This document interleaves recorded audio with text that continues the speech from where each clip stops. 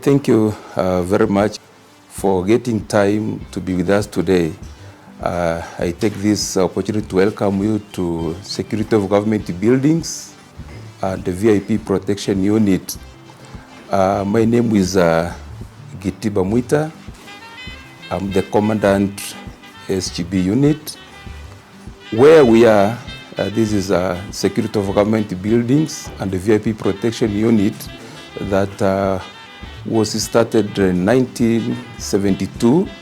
It was just one unit of the administration police that was mandated to take care of VIP's protection, guarding government buildings, that is ministries, state offices. Until now, it takes care of what we call financial institutions, that is like a KRA, guarding all banks in Nairobi, and cash in transit.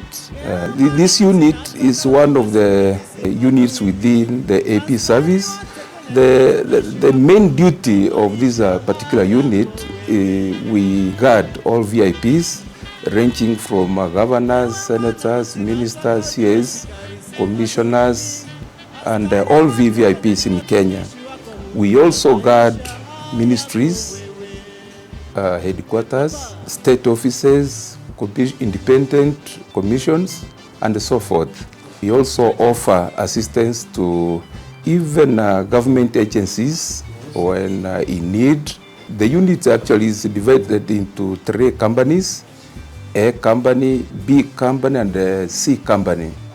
The officer commanding B company is a commissioner of police. B company, the duty is to guarding all residences and offices within Nairobi. And the C company take care of the financial institutions. It is headed by a senior superintendent of police, and cash in transit.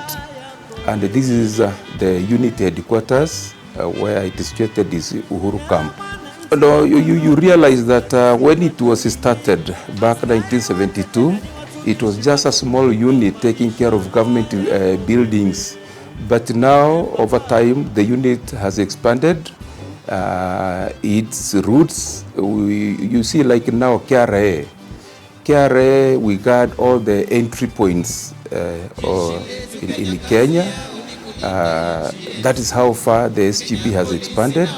And also we have expanded our mandate, our duties in guarding all banks in Nairobi and of course cash in transit, which was not there before. Within the headquarters, I have a deputy commandant, I have an adjutant, and I have head of departments who now assist the company commanders in executing their duties. There's a very big distinction between SIPU and SGB. These are 2 independent units. As Ali said, the SGB takes care of government buildings and VIP protection, but the SIPU takes care of critical infrastructure protection unit. That's what it means. So it takes care of all government critical infrastructures. Talk of airports, talk of roads, SGR, railway line, oil deposits like the one in Turkana, like oil fields. That's the work of now SIPU. Talk of mass, like in Dakaini, where we have mass of water. That is the work of now. The talk of like Kenyatta National Hospital. That is a very critical government infrastructure. So that is where the SIPU come in. And in addition, SIPU takes care of now the county, at the county level, where you get them in the counties, sub-counties, and taking care of the critical infrastructures that are there. This has not been easy for me. It's now 11 months as the commandant of this particular unit, but I want to thank God that being a seasoned instructor, it was easy for me to scheme and maneuver out on how to transform this particular unit. You understand, this is one of the oldest units in the administration police service. So when I came in, I remember when DIG appointed me as the commandant of this particular unit, he told me, Commandant, I'm giving you 6 months. And because I did not understand, these 6 months was for what, actually, so to speak.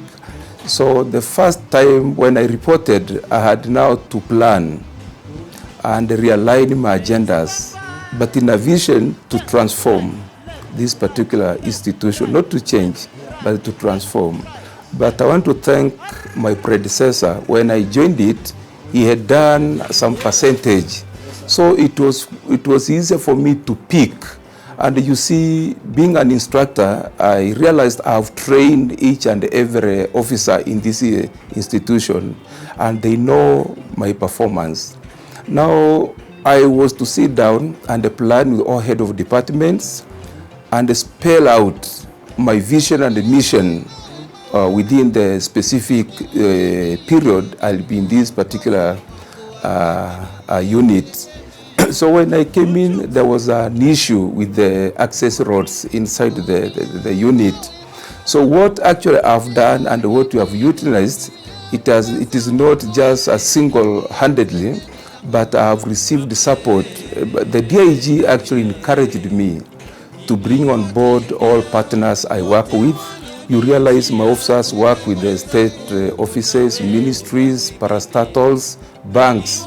So through these, through goodwill from the people we work with, the people we offer services, I've been engaging them on how we can move forward as transforming this particular unit. So I've been receiving some donations. I've been receiving even some sentiments from well-wishers. So that has enabled us to reach this far. One of the areas I was easy to address is infrastructure, like the road. This road was done by the PS infrastructure, whom thought it was wise to do so, and indeed we were delighted, and it was done very perfectly all over within the unit. Yes, and the second thing I was to do is to hold meetings with all staff and the headquarters, and also that brought a lot of cooperation. And also I had to do personnel audit, so that to establish exactly whom am I working with. So through that personnel audit, I had to know how many people are under my command, headquarters, and who am I working with. And then the third I thought was good to do is now to change the face. You know, when you change the face of a place, you know, it brings, even the officers feel something is going on. And unfortunately, when again I came in, it was during the start of COVID. So it was so hectic, fighting with the COVID, looking for donations as how we can enhance the safety protocols, looking for face masks that I received overwhelmingly from the DIG. We received donations from even churches. We received donations from hospitals, from KEMSA, from even individuals, and even from the IG's office, DIG's office several times. So it really enhanced our preparedness. So within that period of COVID, we were looking the COVID side and actually moving on and making sure that we are transforming the unit. Starting from the offices, giving them a new look, entry points, also creating of offices, renovation of offices, lighting systems. We did not have even internal communications that we have installed. The whole every office has a telephone head. We did not. We had CCTV, but it was not operational. I had to make sure they hand it over, and now the camp is 100% under CCTV coverage. which is very important in terms of security, and some renovations and initiatives here and there. So I would wish one of the critical area that I'm looking forward to fulfill if I continue serving this particular unit is to look how I can build a changing room. That officers come from their residences, they come, they take bath, they change uniforms, they iron, they wear uniforms, and they go to work. We want also to, the main gate is very proximity from the main road. It poses a danger to officers manning the main gate. So God willing that we get resources, we will move that gate a little bit inner, so that to take care of officers in terms of security. We also want to have street lighting, as you know, for security reasons. And also we want to build some offices for the commanders. Like the RSM, it doesn't have an office, the chief clerk. So we are looking for funds how we can get some few offices from what we have. And also some few renovations in the staff line, complete with the gate and some offices for MT, the mechanics, the drivers, and the storemen and women. We have also a challenge of toilets. We don't have adequate toilets for the officers living in this particular unit. So God willing, these are the things that are ahead of me. To have a number of partners who have really assisted us. Harambe Sako have assisted us in a range of assistance, for example, what we call the washing stations, the t-shirts, and so forth. We have had assistance from Portland Cement. They have given us some cements for constructions.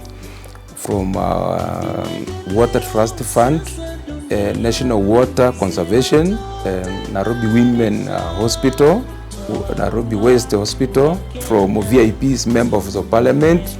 There are many that I may not mention. Just to mention but a few. Of late, we have had incidences of officers taking their lives anyhowly, but I can tell you, when I came, one of the programs I initiated is attendance of master parade. Both the officers going to the residences, guarding the residences, VIPs, and the officers stationed at the headquarters.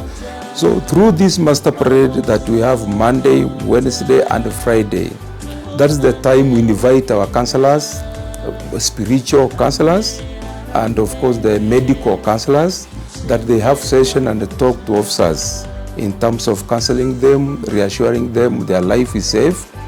And in addition to that, when I joined it, I introduced a program where we have the chaplaincy team led by Father Kasia, the imam and the in charge of Protestant bishop.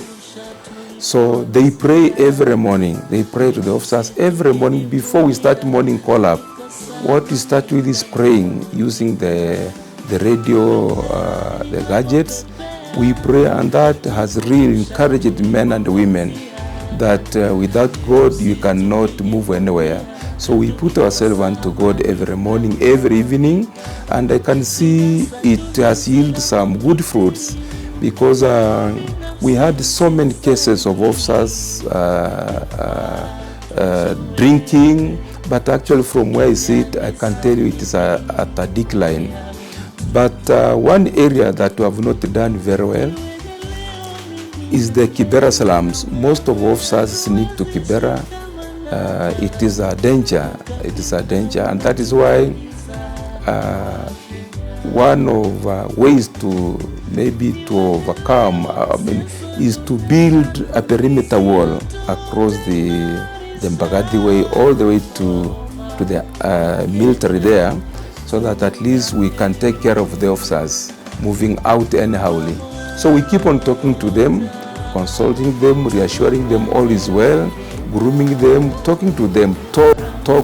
And around 1 month ago, I requested a grader from the National Police Service through the DIG, and we were able to flatten, to grade all the leveling the ground. And one area, the reason why I was doing it, even when I was requesting that machine, was to have enough space for recreational for the officers. And we have now a volleyball and a net that the officers go and play evening or during weekends and so forth. So we are also trying to put them in place so that the officers may get time to rejuvenate. At this point, I want to say God has been always on our side. The first wave of COVID, we were not badly hit. We did very well. We had only 24 officers who had COVID. And the second wave, now we have had one case all along. So one of the remedies we took was to make sure to sensitize fully every morning through morning call-ups, through midday call-ups. We really encourage the officers to make sure they wash hands, they sanitize their hands, they put non-stop their masks, and the same masks, not colored, but that befits the standard of the police officer, and also having adequate washing stations with the running water. So we have almost 15 washing stations in this particular camp, including the residential areas, all entry points, all offices, and toilets. Right now we have a health center that is fully furnished, and it was under renovation. It has a range of offices ranging from dental. It has all what it takes to be a dispensary, and it is not safe for officers only. We serve also members of the public from Kibera, from High Ridge, even some come all along from Embakasi, even from all estates of Nairobi. So especially the dental area does very well. We have very qualified medical doctors, and it is headed by a senior superintendent of police, and it does very well. Basically, what I can say, a human being needs love. A human being needs to be identified, needs to be recognized. So when you are a commandant, when you are a leader, you become a father of each and every officer. So one of my styles that I thought was good, that has brought a bit of sanity, is to recognize even the smallest officer in rank. That is very important. And to make sure you don't take sides. You can punish, but not take sides. And you become firm, and you encourage officers. You inspect them, work with them, go even where they are. Like me, whenever I visit them, we talk, I encourage them. I know, I even praise where necessary, I condemn again where necessary. That's very important for the officers. But in this era and time, I can tell you all is not good. We have officers who are lazy, so to speak. Officers are very lazy. But we keep on encouraging them. Because this is a duty. They have been given a duty to do. So you encourage, you talk to them and reassure them all is well. It is their future. It is their to help their families. Yes.